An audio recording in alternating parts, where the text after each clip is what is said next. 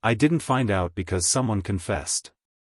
I didn't find out because of a fight or an investigation or a tip from a friend. I found out because I was trying to buy a house. One credit report. One quiet Tuesday night at my kitchen table in Columbus. And what I saw on that screen didn't just tell me about a credit card, it told me about my marriage, my ex-wife's family, and a pattern of behavior that had been running long before I ever entered the picture. What I did next cost me nothing but 11 seconds. What happened the following morning changed everything. Viewers, before we continue, please subscribe, like and share. My name is Martin Pattern. I'm a 41-year-old civil engineer based in Columbus, Ohio, and I design drainage systems for a living, the kind of work where one miscalculation doesn't just fail a test, it floods a neighborhood. I've spent my entire career building things that hold. Structures with integrity. Systems you can trust. Which is probably why what happened inside my own marriage didn't just hurt me, it restructured the way I understand people entirely. I was married to a woman named Courtney for 9 years.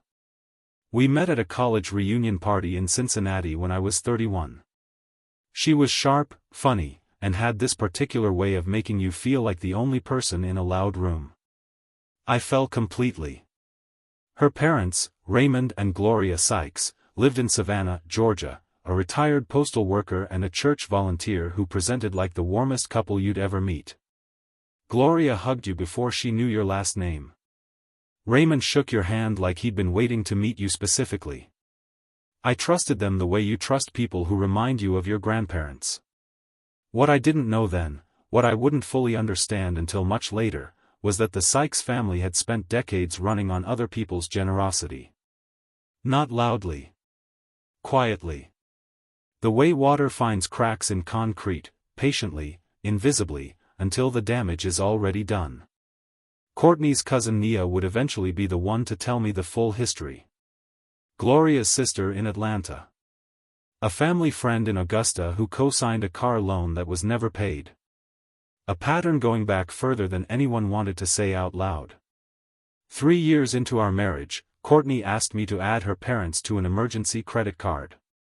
Her father had a minor cardiac scare that year, and she came to me the same week he was discharged, voice soft, eyes tired. Just in case something happens, Martin. They're older. I'd feel better knowing they had something.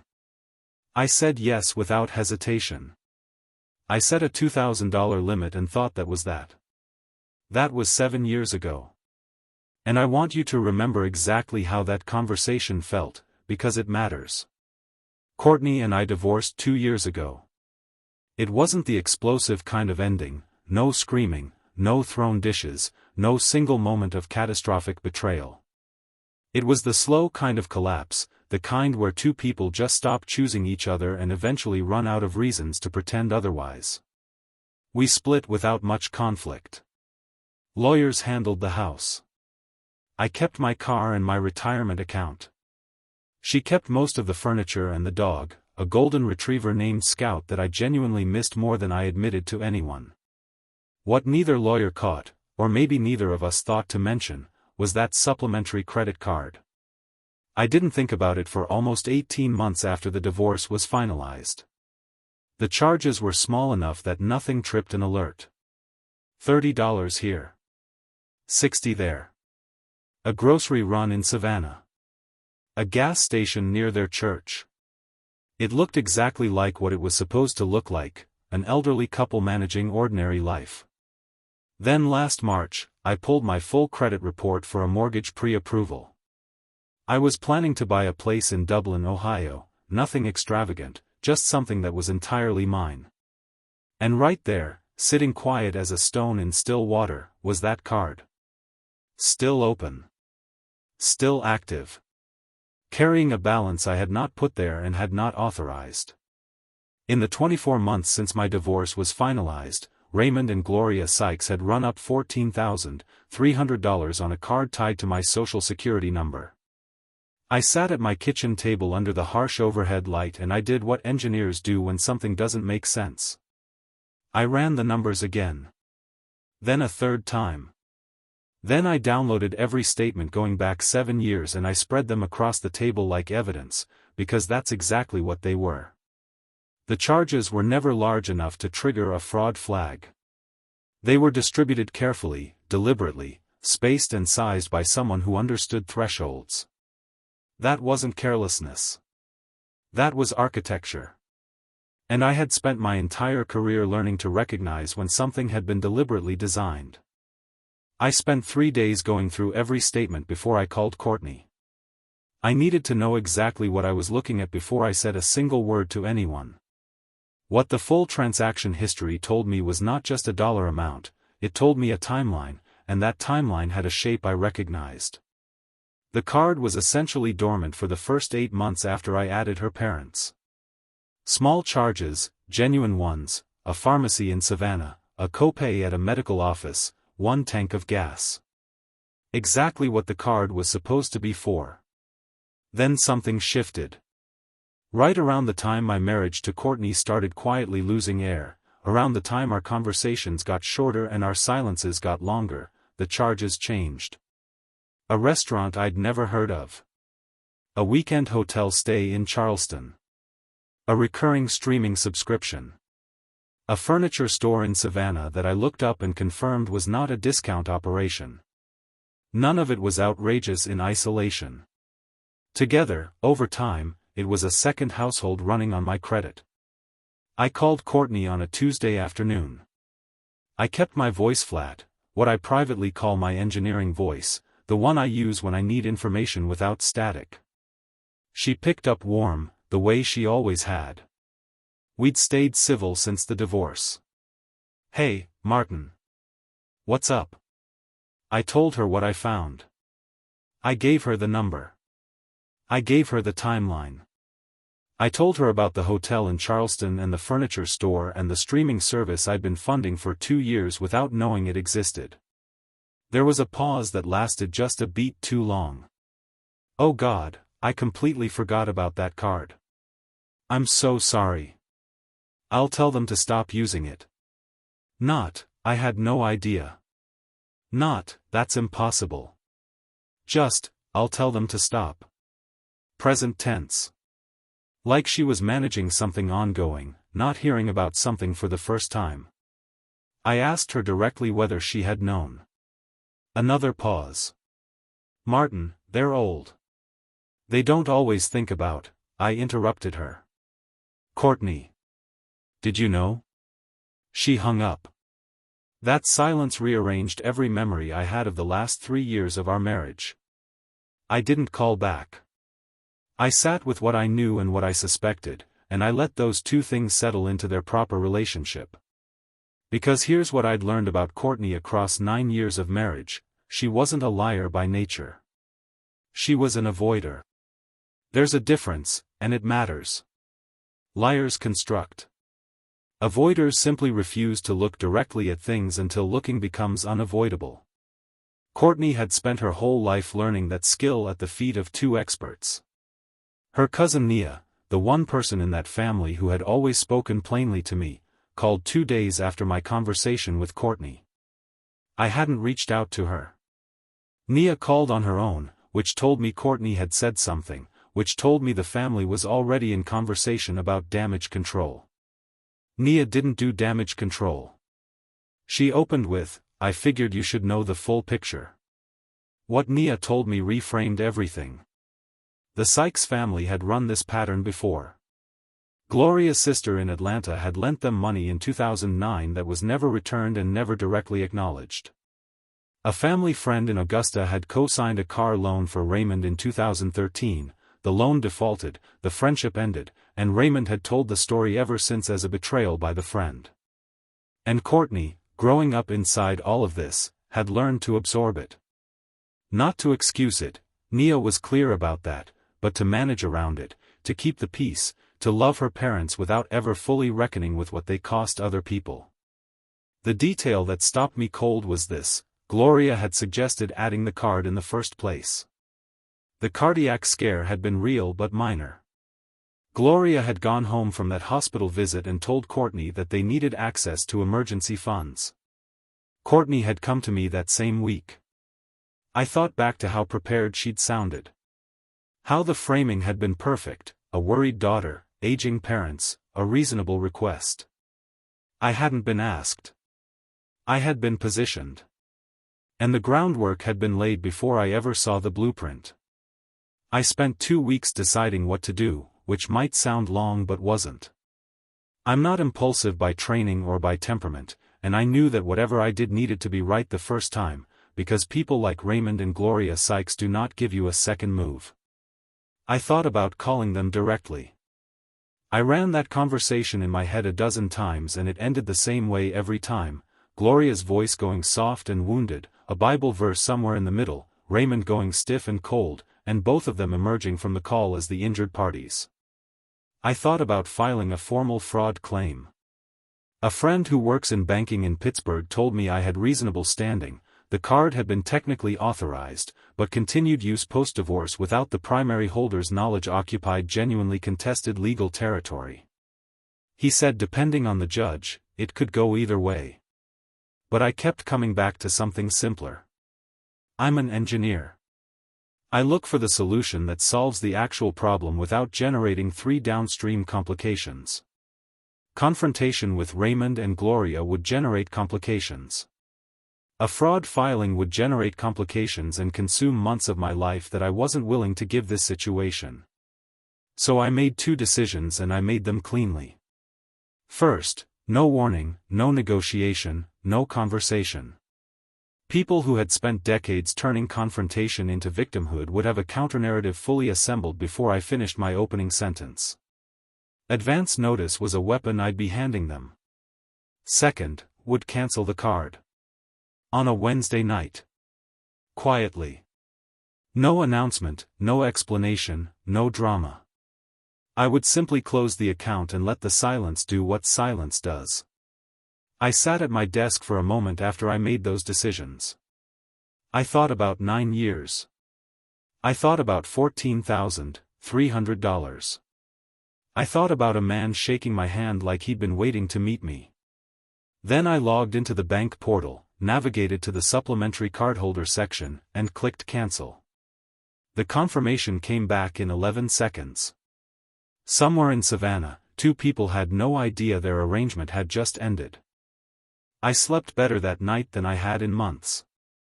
There's something about a decision fully made, not contemplated, not rehearsed, but executed, that quiets a particular kind of noise in your head. I woke up at 6:30, made coffee, ate cereal standing at the counter, and kept my phone face down the way I do on weekends when I want an hour of quiet before the day starts.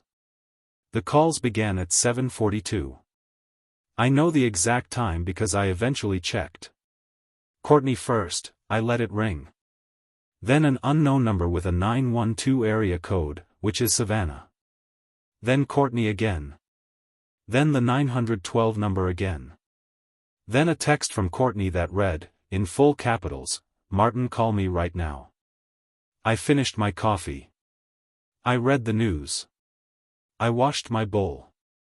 When I finally listened to the voicemails, here is what I heard. Courtney, voice pulled tight, saying the card had been declined at a grocery store and could I please check if there was a problem with the account.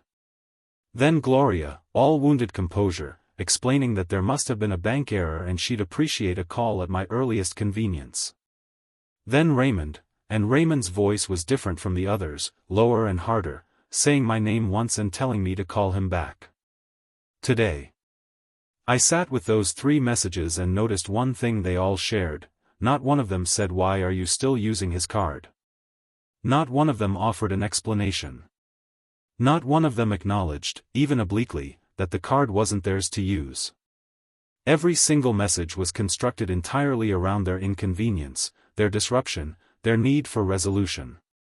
The architecture of that, 3 separate people, 3 separate messages, all carrying the same foundational assumption, was almost impressive.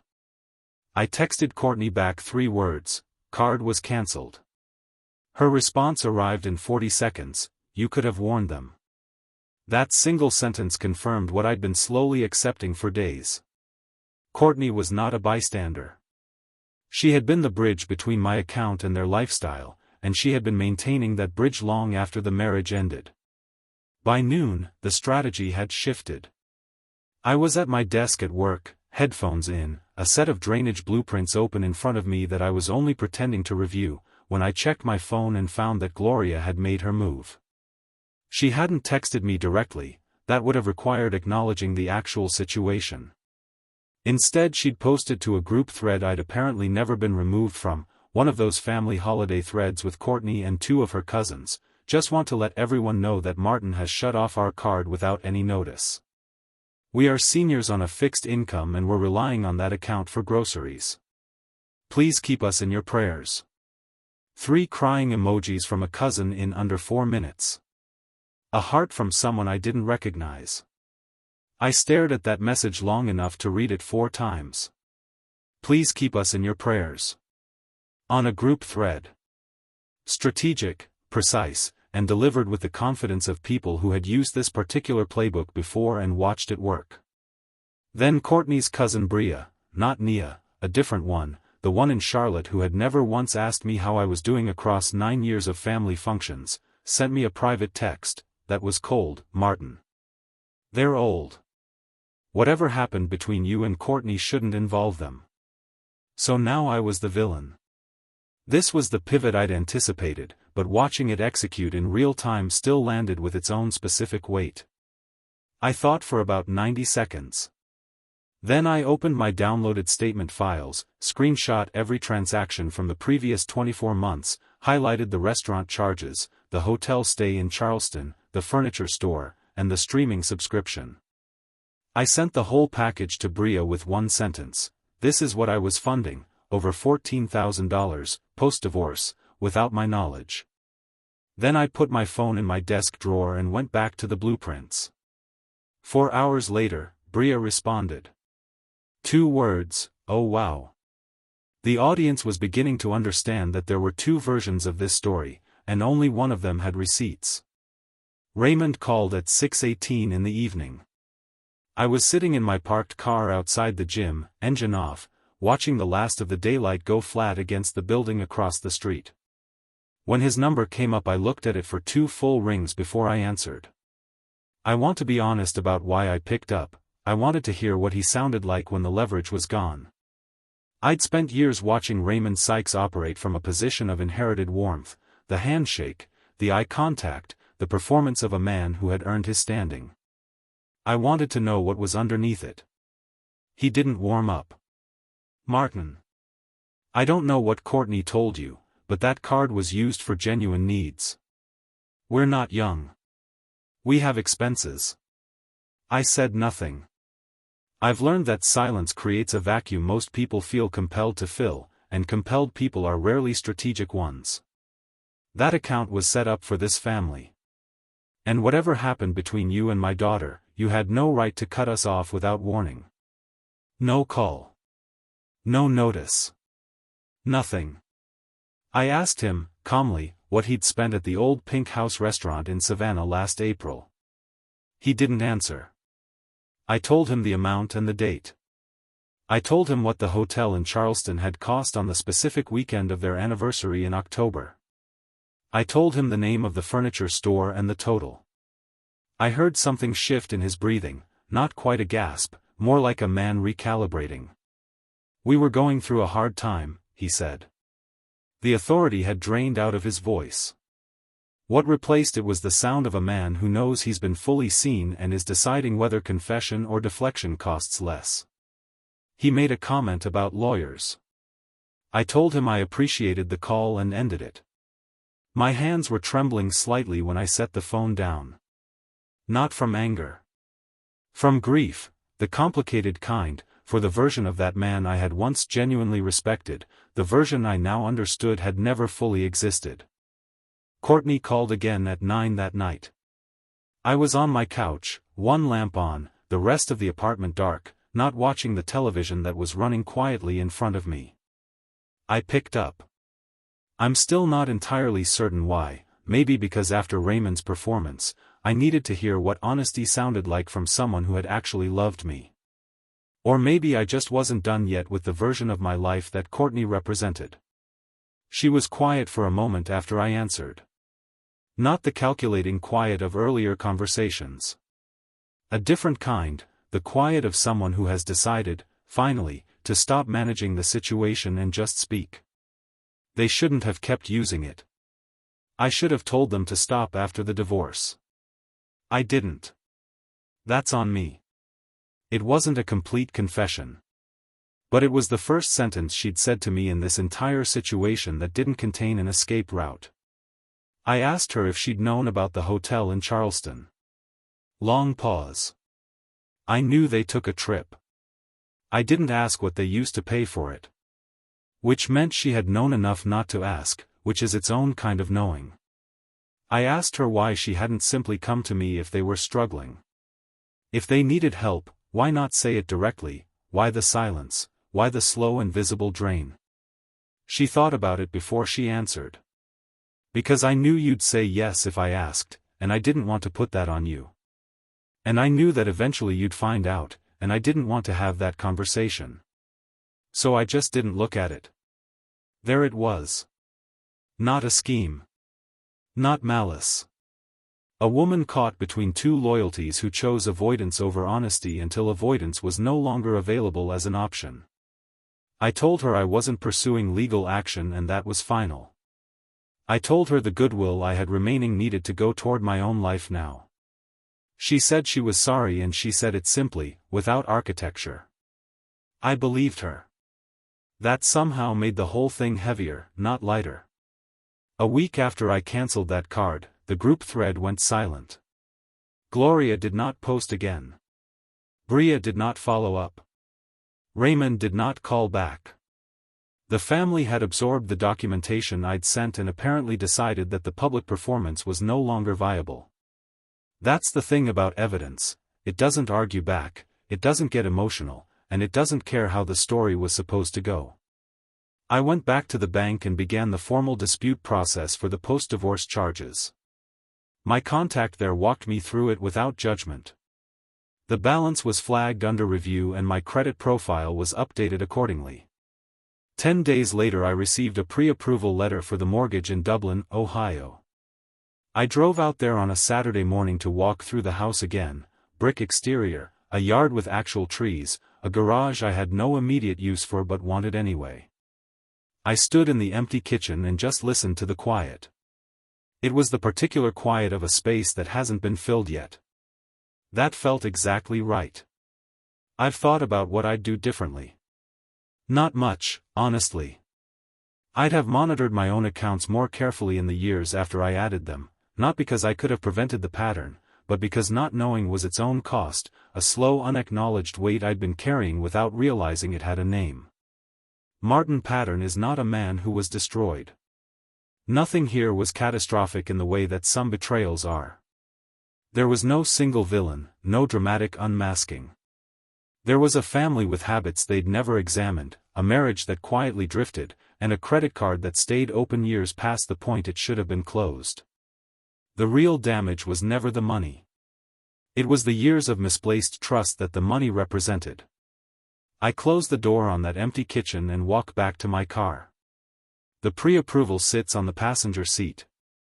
I drive back toward Columbus with the windows down. But Nia mentioned something last month, casually, that I haven't been able to stop thinking about. She said Raymond and Gloria had done this before, to someone else, someone who didn't find out as cleanly as I did. That story, she told me, is a lot darker than mine.